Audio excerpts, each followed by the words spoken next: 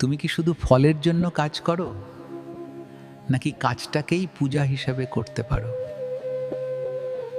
हम अक्सर परिणाम की उम्मीद में काम करते हैं, लेकिन भगवत गीता सिखाती है कि अगर काम ही पूजा है तो जीवन बदल जाता है।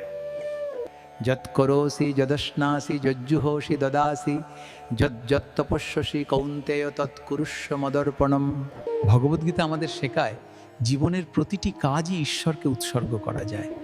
আমরা সাধারণত কাজ করি ফল পাওয়ার আশায়, কিন্তু এই শ্লোক বলছে ফল নয়, কাজটাই গুরুত্বপূর্ণ।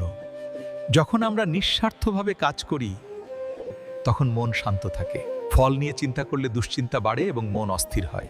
ঈশ্বরকে উৎসর্গ করে কাজ করলে সেই দুশ্চিন্তা দূর হয়। তখন কাজের প্রতি ভালোবাসা জন্মায়, চাপ কমে যায়। এইভাবেই সাধারণ কাজও পূজার মতো পবিত্র হয়ে ওঠে।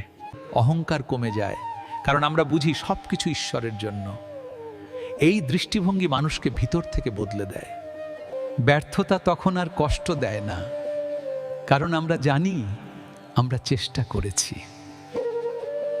সফলতাও অহংকার বাড়ায় না, কারণ সেটাও আমরা উৎসর্গ করি। এইভাবেই জীবন হয়ে ওঠে সহজ ও শান্ত। কর্ম তখন শুধুই দায়িত্ব নয়, হয়ে ওঠে ভক্তির পথ। এই পথেই মানুষ পায় সত্যিকারের মুক্তি ও তৃপ্তি।